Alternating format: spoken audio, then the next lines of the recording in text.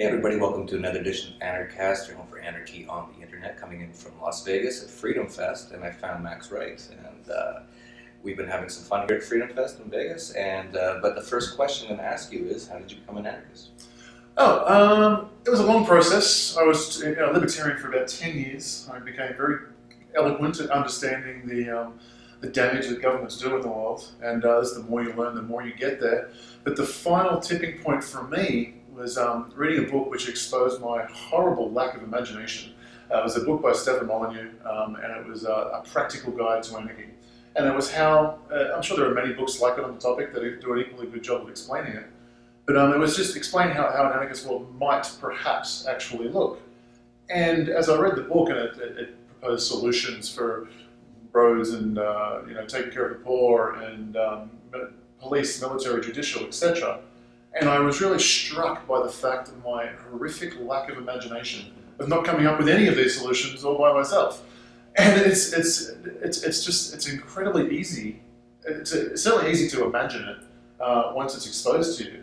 And so having the previous libertarian concept and understanding the evils and the hassles of government and the damage it does, to then go to, well, actually this is a serious possibility. It's certainly more morally sound than any other philosophy I know of. And that got me across the line. Great, yeah, the first book I read that really expanded my mind in that sense was The Market for Liberty by the Tannenbaums. Sounds like it's very similar. And so that book, at that point I was always an anarchist, I believe, at heart, but I didn't understand how an anarchist world would work. And so I was like you, and I don't know about you, I'm a fairly creative person, but these things are just not that obvious, especially if you've been born in a status world. Every movie is cops and government, and these things just don't come to your head that easily. But so when I read Market for Liberty and they said, well, here's how courts would work. They'd be private courts, and if the court, you do a contract, we'd do a contract, and we'd say in the contract, if we disagree, we're going to go to this court and adhere to their decision. And of course, private courts would run much better than government courts, obviously. Then now we even have it thanks to the internet with things like Judge.me, and so many people are using things like that. So yeah, it's really interesting. And it blew my mind, actually. It's funny because some people, when they find out about anarchy, they kind of get scared, which I don't understand, because when I found out about it, I got super excited looking at all the possibilities, the way the world could work so much better. Yeah, I had a similar experience, and it was just such a head slap moment, because I mean, even in the libertarian conversation, there's still people that say, well, you need government for roads and stuff, and I have to confess, embarrassingly so, on a really simple one like roads, I used to get stuck. It's like, oh, well, yeah, I guess you need the government for roads. And then you read the book and I go, hang on a minute, governments don't even build roads now. Property developers build roads.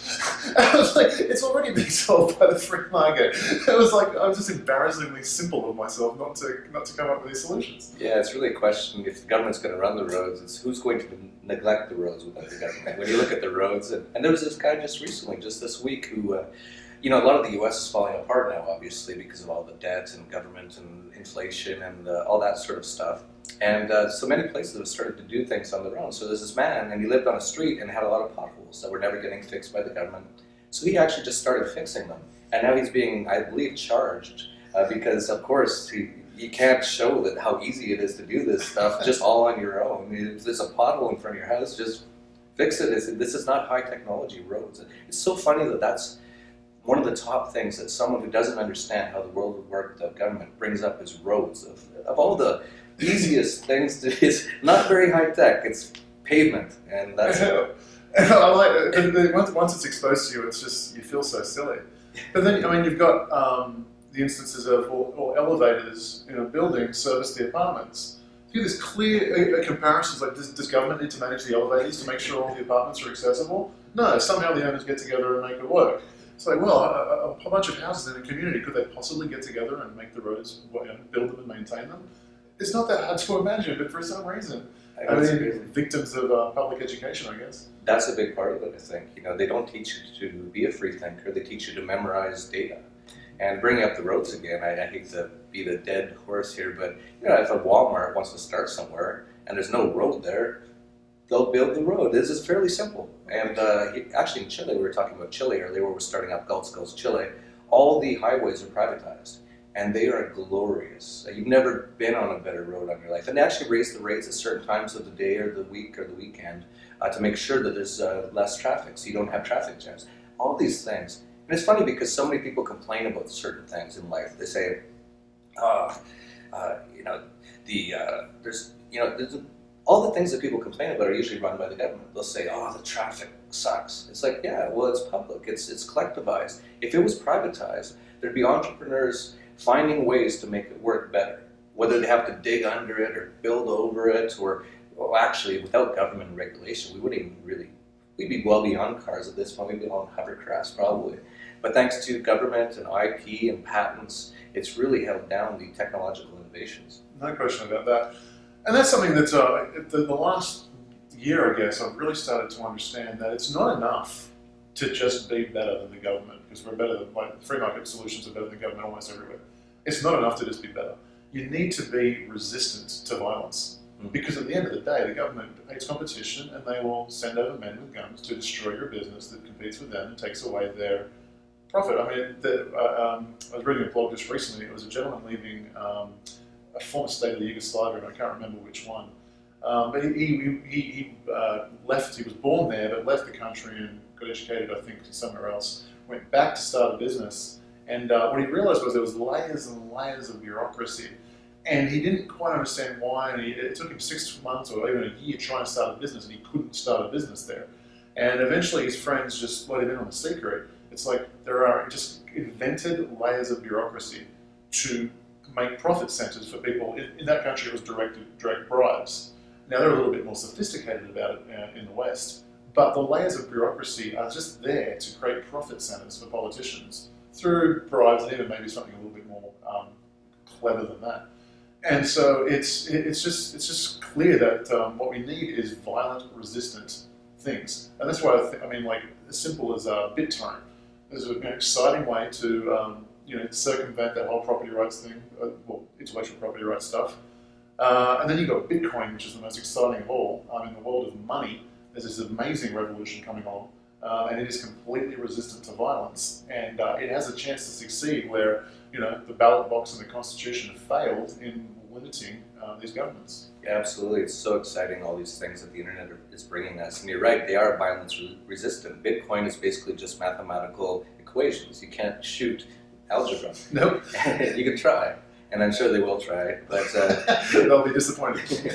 Yeah, it's beautiful. And now, of course, you hear that just the other day, actually, Barack Obama passed a law that he's allowed to take over all communications in the U.S. in times of whenever they have their next false flag. Yeah.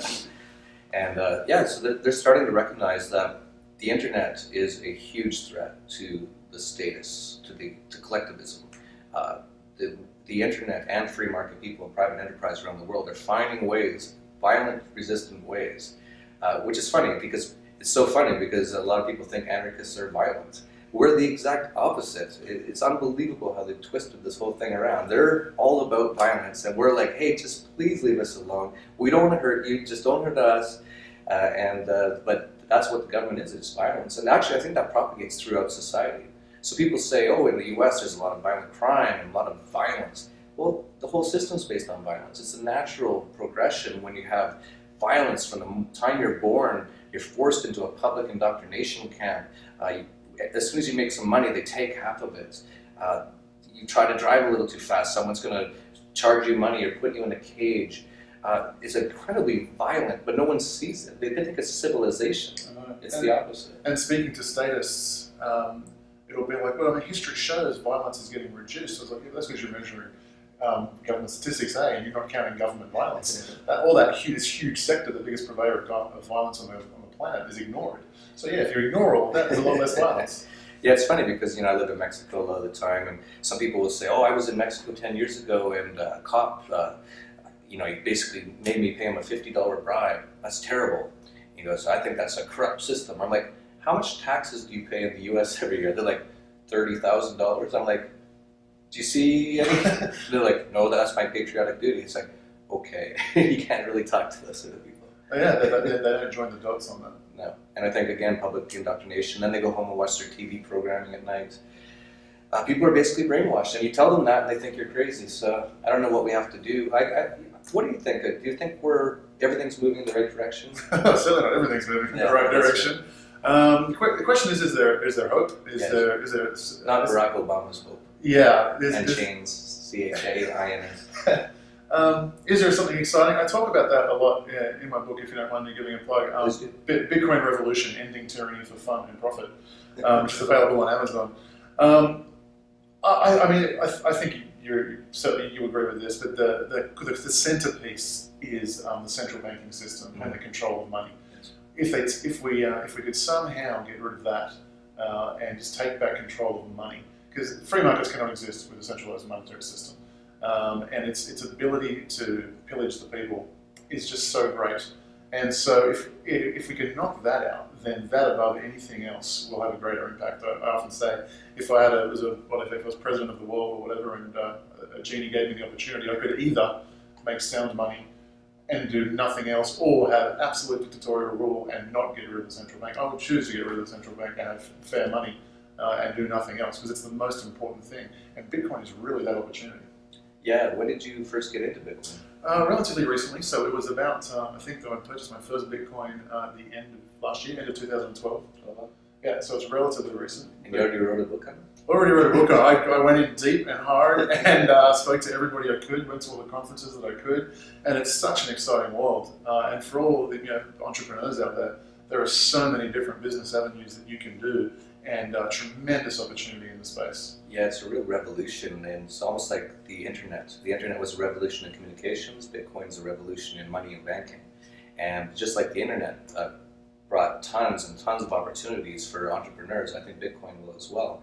And for anyone who hasn't even used it yet, just start using it. And as soon as you start to use it, you really, if you're an entrepreneurial-minded person, you can't go a few minutes without going, this needs this, there's something needed here, that someone should be providing this service. It's a wealth of entrepreneurial potential.